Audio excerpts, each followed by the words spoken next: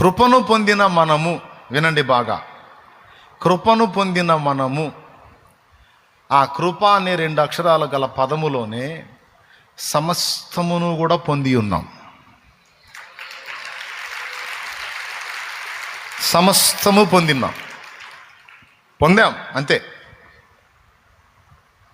అర్థం కదా? మళ్ళీ చెబుతా.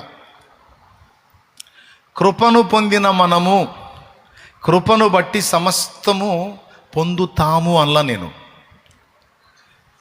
పొందేశామంటున్నా. అదేంది సమస్తం ఏడ పొందాం అంటే, దేవుని కృప పొందినటువంటి వారందరికీ కూడా దేవుడు నిర్ణయించినవన్నీ దక్కుతాయి, అందుతాయి. కృపను పొందినటువంటి వాళ్ళందరికీ కూడా, ఈ కృపలోనికి వచ్చిన వాళ్ళందరి లైఫ్ని దేవుడు తన చేతుల్లోకి తీసుకున్నాడండి. మనందరి జీవితాలను దేవుడు తన చేతుల్లోకి తీసుకున్నాడు. మన రోజులు లెక్కింపబడి ఉన్నాయి, మన ముగింపు లెక్కించబడి ఉంది. మన ఆరంభం నుంచి ముగింపులో ఎక్కడెక్కడ ఏ ఘట్టములో మనకి ఏమేమి కావలసి ఉన్నదో ఆయా కాలముల నిర్ణయం కూడా అయిపోయింది. ఇక్కడ యేసయ్య అంత్యదినమున నేను వాని లేపుదును, అంత్యదినమున నేను వాని లేపుదును అనే పదం వాడాడు చాలా చోట్ల. ఇక్కడే 6వ అధ్యాయంలో. అంటే రక్షణ పొంది కృపలోనికి వచ్చిన వాడికి, బాగా వినాలి, రక్షణ పొంది దేవుని కృపలోనికి వచ్చిన వాడికి అంత్యదినమున జరిగేటువంటి ఘట్టంతో సహా ముందే డిసైడ్ చేయబడింది. అంత్యదినమున వాడు తిరిగి లేచే వరకు, లేచిన తరువాత అతడు పొందబోయేటువంటి నిత్యమైన స్వాస్థ్యము వరకు మొత్తం కాలానుగుణంగా మొత్తం సిద్ధపరచబడింది. దేవునికి స్తోత్రం కలుగునుగా. ఇప్పుడు కొంతమంది సేవకుల్ని, విశ్వాసుల్ని చంపుతున్నారు, ప్రాణాలు తీస్తున్నారు.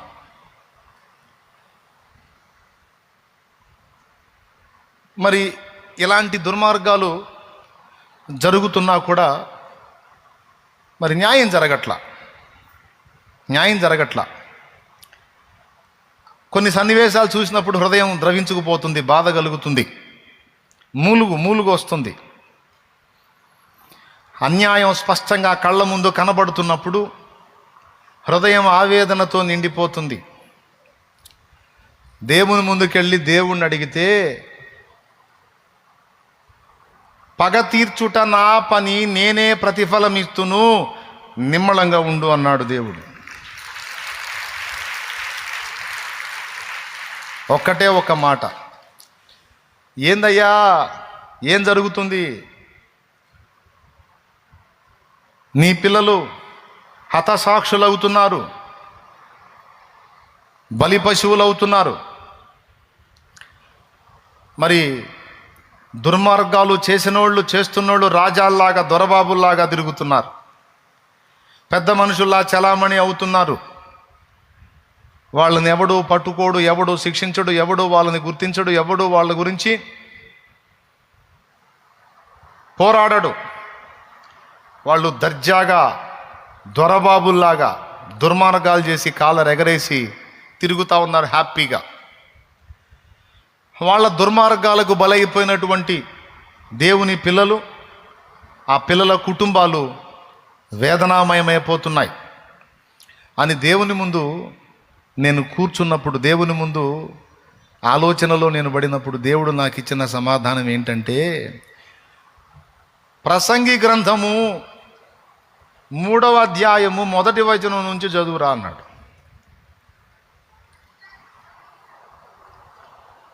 బాగా చదవండి, మీరు కూడా చదవండి, తీసేముంది. ప్రతిదానికి సమయము కలదు. ఏం కలదు? ప్రతిదానికి సమయము కలదు. ఆకాశము క్రింద ప్రతి ప్రయత్నమునకు సమయము కలదు. అది ఏమండి, సాగించుకునేవాడికి సాగించుకునేదానికి ఒక టైం ఇస్తాడు దేవుడు. రే కానీ టైం నీకు ఇచ్చా కానీరా ఎంజాయ్ అంటాడు. ఎంత సాగించుకుంటావో సాగించుకోరా, ఎంత ఎగిరి పడతావో ఎగిరి పడరా, ఎంత మిడిమేళంగా ఊరేగుతావు ఊరేగిరా, ఎన్ని దుర్మార్గాలు చేస్తావో జీరా, టైం నీకు ఇచ్చా బేటా కానీ అంటాడు. ప్రతి దానికి ప్రతి ప్రయత్నమునకు ఒక సమయము గలదు. దేవుడు అంటున్నాడు, మనుషులుగా మీరు తొందరపడినట్టు నేను తొందరపడను. బాగా వినాలి, ఆత్మీయులైన వాళ్ళందరూ వినండి. ప్రతిదానికి మీరు తొందరపడ్డట్టు నేను తొందరపడను. ప్రతి దానికి ఒక కాలమును నేను నిర్ణయించి పెట్టాను. దేవుడి పద్ధతి చెప్తున్నాడు. ప్రతి ప్రయత్నమునకు ప్రతి కార్యము నెరవేర్పుకు ఒక కాలమును నేను ముందే నిర్ణయించి పెట్టా. ఆ నిర్ణయ కాలము రాకమునుపు నేనేమి కదలను. ఈ నిర్ణయ కాలం అనే మాట ఆదికాండం 18లో మీరు చూడొచ్చు. అబ్రహాము దగ్గరికి దేవుడు వచ్చినప్పుడు దేవుడు పలికిన మాట, మీదటికి ఈ కాలమున నిర్ణయ కాలమున నేను మళ్ళా వస్తానంటాడు. 75 ఏళ్ల వయసు ఉన్నప్పుడు వాగ్దానం చేశాడు కొడుకునిస్తానని.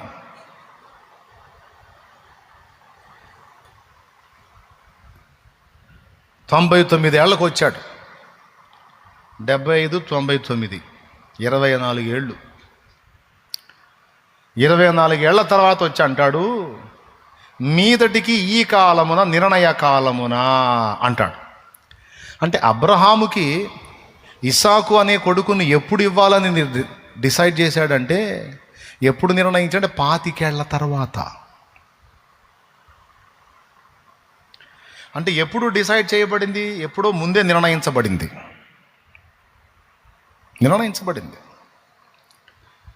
ప్రియులారా గమనించాలి, మన జీవిత కాలం ఎంతో, మన సహోదరుల జీవిత కాలం ఎంతో ముందే నిర్ణయించబడింది. దుర్మార్గం చేసేవాడి దుర్మార్గాలు ఎంతవరకు కొనసాగాలో దానికి కూడా ఒక కాలం నిర్ణయించబడింది. దుర్మార్గాన్ని సపోర్ట్ చేసిన వాళ్ళ యొక్క దుర్మార్గం ఎంతవరకు కొనసాగాలో దానికి కూడా ఒక నిర్ణయ కాలం నిర్ణయించబడింది. ఆ నిర్ణయ కాలం వచ్చేంత వరకు సొదొమ గొమొర్రా వాళ్ళు బాగా విర్రవీగినట్టుగా మనుషులు విర్రవీగుతారు. విశ్వాసులకేమో డౌటు, దేవుడు ఉన్నాడా? అసలు మనం నమ్ముతున్నోడు నిజంగా ఉన్నాడా? చూసి ఊరుకుంటున్నాడా? తీర్పు తీర్చడా? మనకి ఉత్కంఠ. న్యాయం చేయడా? మనకి ఉత్కంఠ. విచిత్రం చెప్పనా, మనకే కాదు, హతసాక్షులైపోయిన వాళ్ళకు కూడా ఉత్కంఠే. ప్రకటన గ్రంథము ఒక్కసారి తీయండి. ప్రకటన గ్రంథము 6వ అధ్యాయం తీయండి.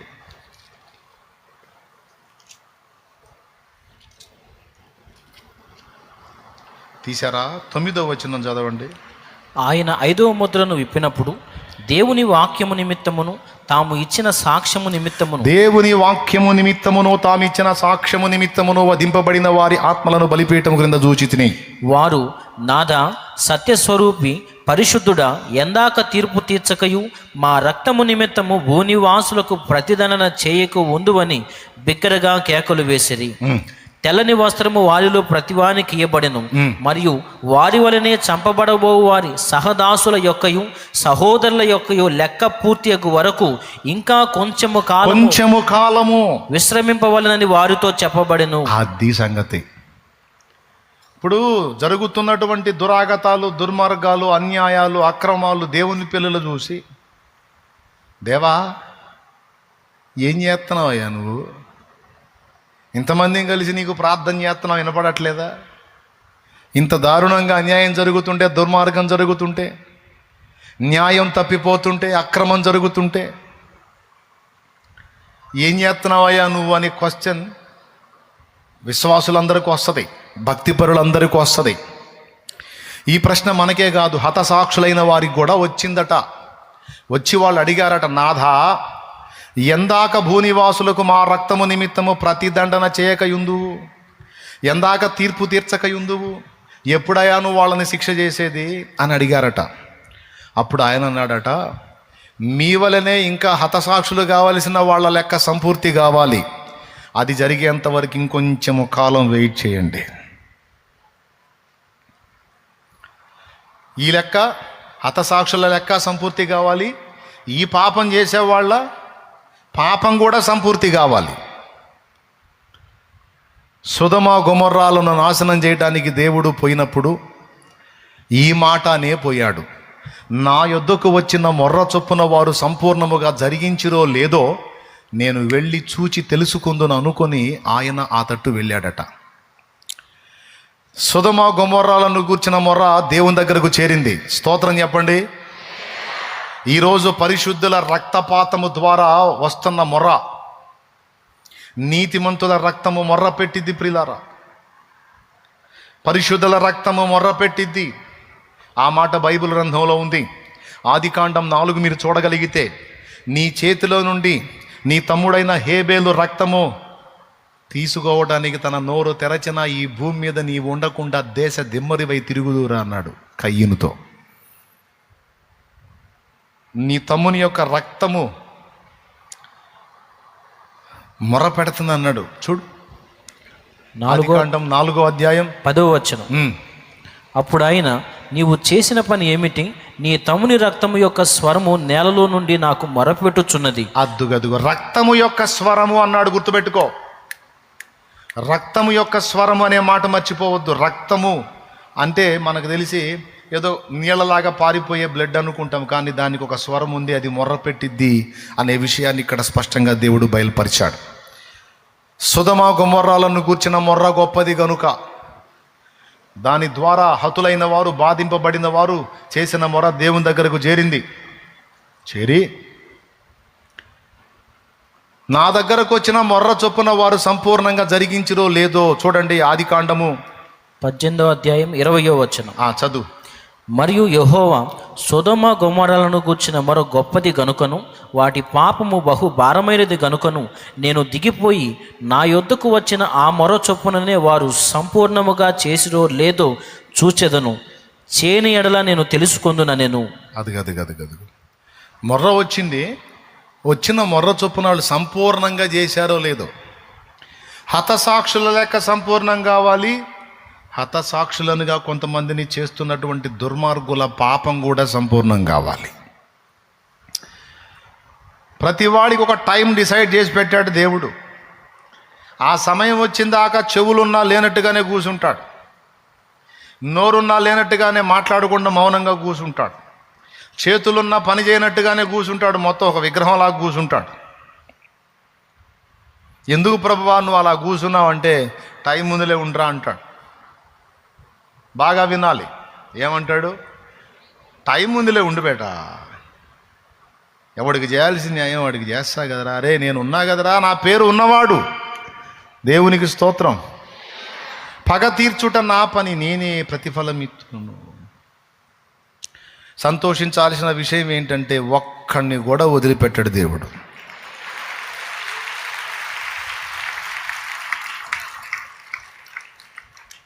ఎవడికి చేయాల్సిన న్యాయం తప్పకుండా వాడికి చేస్తాడు.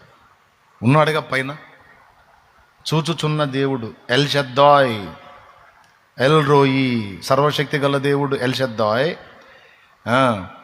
ఎల్ రోయి, చూచుచున్న దేవుడు. నిన్ను చూశాడు, నన్ను చూశాడు. దుర్మార్గాలు చేస్తున్న వాళ్ళని చూడట్లేదా? వాళ్ళ చేతుల్లో దుర్మార్గానికి బలైపోతున్న వాళ్ళని చూడట్లేదా? ఏం చేస్తారా? చంపుతారు, చంపండిరా, 20 సార్లు చంపండిరా, 21వ నేను లేపుతారా, రే రే రే లేపుతారా, ఏం చేస్తారా మీరు? రే ఏం చేస్తారు? చేయండి రా. దేవునికి స్తోత్రం కలుగునుగా. మేస్త్రి దగ్గరకు వచ్చి మీ ఇల్లు బడగొడతానంటే ఏమంటాడు మేస్త్రి? 30 సార్లు పడగొట్టరా, 31వ మళ్ళీ కట్టుకుంటా, నాకు వచ్చురా కట్టడం అంటాడు. అట్లాగే చచ్చిన వాళ్ళని తిరిగి సజీవంగా లేపగలిగే దేవునికి ఇది లెక్కలోది కాదు. ఇప్పటి వరకు జరిగినవి, ఇక ముందు జరగవలసినవి అన్నీ కూడా ముందే నిర్ణయించబడి ఉన్నవి. ఆ లెక్క సంపూర్తి అయ్యే వరకు దేవుడు ఆయన సమయము కొరకు ఆగుతాడు. దేవుడు లేడని కాదు, విశ్వసించిన వాళ్ళని పట్టించుకోడని కాదు. నిర్ణయ కాలం రావాలి. నాతో దేవుడు మాట్లాడిన మాట మీకు చెప్తున్నా. ఆకాశము క్రింద జరుగు ప్రతి కార్యమునకు ఒక సమయము కలదు. Wait wait wait wait wait ఆవేశపడద్దు, తొందరపడద్దు, హడావుడి పడద్దు. ప్రిలారా, ఈ ఒక్క విషయంలోనే కాలము నిర్ణయించబడిందా? ప్రతి విషయంలోనూ కాలము నిర్ణయించబడిందా అంటే, కృప పొందిన బిడ్డలారా, ఆయన కృపలో ఉన్న మనకి అన్ని విషయములలో కాలము నిర్ణయించబడింది. అది గుర్తుపెట్టుకోండి. ఇది నీకు అర్థమైతే ప్రార్థన చేస్తాయిగా. ప్రతి దానికి ఒక నిర్ణయ కాలం ఉంది. ఆ నిర్ణయ కాలం వచ్చేంత వరకు నువ్వు ఎదుర్కొంటున్నటువంటి ప్రతికూలతలన్నీ కొనసాగుతానే ఉంటాయి. ఆ నిర్ణయ కాలము నీకు సమీపించినప్పుడు తప్పకుండా దాని నుండి నీవు ఆశ్చర్యకరమైన రీతిలో విడుదల పొందుతావు. శ్రమ కొలిమిలో కాలుతున్న వారికి దాని నుండి విడుదల కొరకు ఒక నిర్ణయ కాలము డిసైడ్ చేసి పెట్టాడు దేవుడు. ఇదంతా కృపను బట్టి ఏర్పాటు. ఏ రోజు నీకు విడుదల రావాలో, ఎప్పుడు నీకు బంధ విముక్తి కలిగించాలో ముందే నిర్ణయించబడింది. కాకపోతే మనకు తపన ఆగదు. మనకి పేరుకే విశ్వాసులం కానీ విశ్వాసం ఉండదు, పాడు లేదు. పేరుకే విశ్వాసులం, కానీ నిజముగా విశ్వసించిన వారు కలవరపడరు అన్నాడు ఆయన. నిజముగా విశ్వసించిన వారు గందరగోళం అయిపోరు. నేను చెప్తున్నాను, మన విషయములో జరగవలసినవైనా, మన పక్షముగా ఇతరులకు జరగవలసినవైనా దేవుడు నిర్ణయించినటువంటి నిర్ణయ కాలము చొప్పుననే జరుగుతాయి.